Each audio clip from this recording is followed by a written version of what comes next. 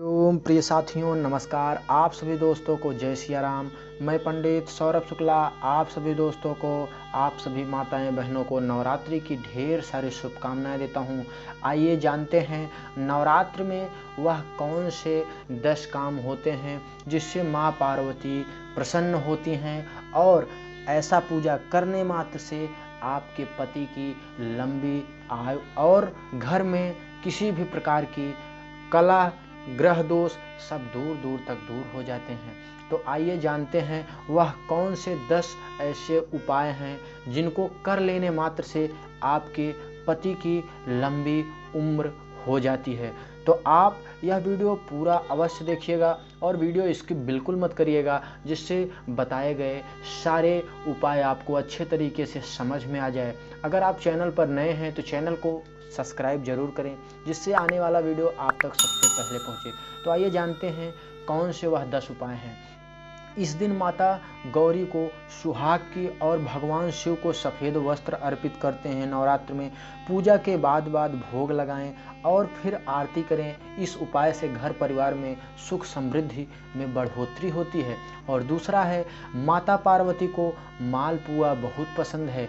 उन्हें भोग के रूप में अर्पित करके उनका दान करने से सभी प्रकार की समस्याएं का समाधान हो जाता है। और तीसरा है, माता गौरी को शक्कर का भोग लगाकर उसे दान करने से लंबी आयु प्राप्त होती है। यह आपको बहुत ही ध्यान देने वाली बात है। आपको शक्कर को दान करना अति आवश्यक है नवरात्र में, जबकि शिव जी पर दूध चढ़ाकर दान करने से सभी प्रकार के दुखों से छुटकारा आपको मिल जाएगा। इस दिन लाल एवं सफ़ेद आंकड़े के फूल को भगवान शिव के समक्ष अर्पित करके इसी से उनका पूजन करने से मोक्ष की प्राप्ति होता। आंकड़े मतलब आप कह सकते हैं मंदार, मदार आप लोग गांव में जानते होंगे। और इसके बाद इस दिन माता पार्वती को घी का भोग लगाने से तथा इनको जो चढ़ा रहता है प्रसाद, उसको दान करने मात्र से आपके सारी आगे की आने वाली सारी बाधाएं दूर हो जाएंगी। किसी भी प्रकार का पारिवारिक कलह है तो वह दूर हो जाएगा। यह आपको रोगों में बहुत ही रोग हो, कैसा भी पुराना रोग हो, कष्टों से छुटकारा आपको दिलाता है। इस दिन अलसी के फूलों से शिव का पूजन करने से मनुष्य भगवान विष्णु का प्रिय हो जाता है। इस दिन भगवान शिव को चमेली की फूल अर्पित से वाहन सुख की प्राप्ति होती है।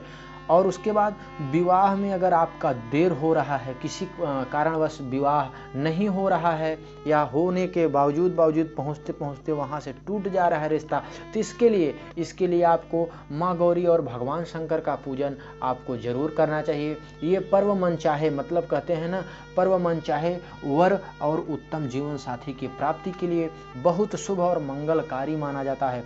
विवाहित महिलाएं पति से 7 जन्मों का साथ स्नेह सम्मान और सौभाग्य पाने के लिए इस दिन व्रत आपको जरूर रखना चाहिए। इस दिन व्रत रखने से कुंवारी कन्या को उत्तम पति मिलता है और सुहागिन को सुहाग अखंड रहता है। तो आपको पूरी तरीके से यह पता हो गया होगा। और बता दें दोस्तों, विवाहित महिलाओं को 16 श्रृंगार करना अति आवश्यक रहता है नवरात्र में।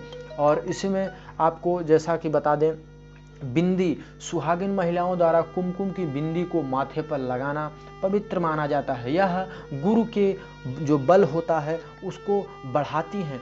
और दूसरा, सिंदूर से मांग भरी जाती है। ऐसा माना जाता है कि इससे पति की आयु वृद्धि होती है। सिंदूर आप माता पार्वती जी को लगाने के बाद अगर आप सिंदूर लगाती हैं तो इससे आपके पति की जो उम्र होती है वह बढ़ जाती है।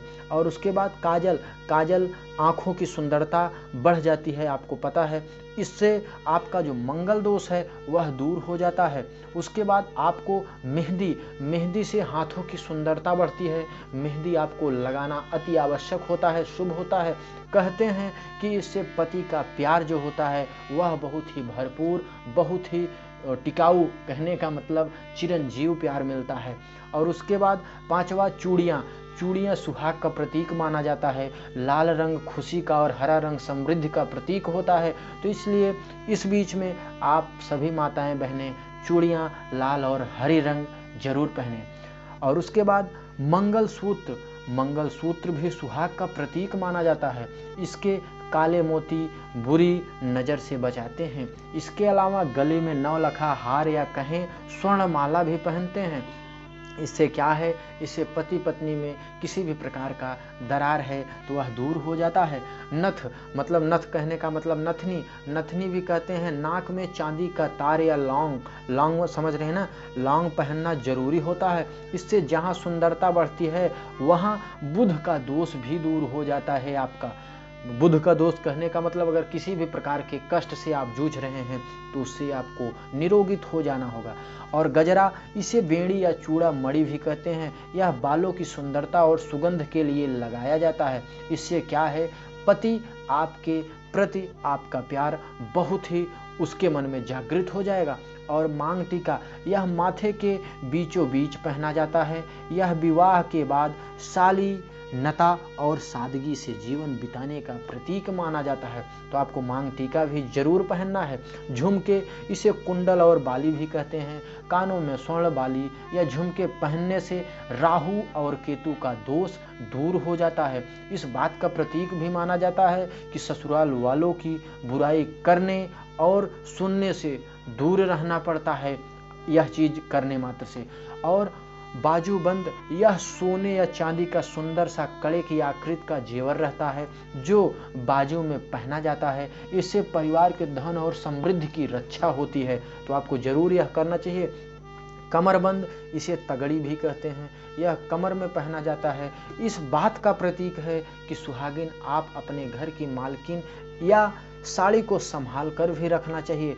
और कहा जाता है ना, इसको करने मात्र से आपके जीवन में बहुत ही अलौकिक प्यार आपके जीवन, मतलब कहते हैं दाम्पत्य जीवन में बना रहेगा। बिछिया, इसे बिछुआ भी कहते हैं। यह पैर के अंगुली में पहनी जाती है। यह सूर्य और शनि के दोष को दूर करता है।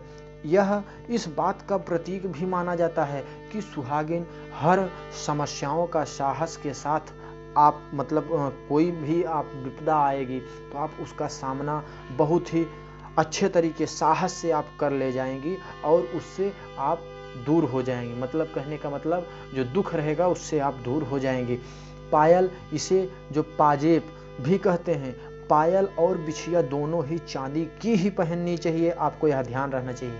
अंगूठी, विवाह के पूर्व या मंगनी के दौरान पति अपनी पत्नी को पहनाता है, यह भी बहुत ही जरूरी होता है। और उसके बाद स्नान उबटन, 16 श्रृंगार में एक यह भी आता है, स्नान उबटन। श्रृंगारों का प्रथम चरण है स्नान।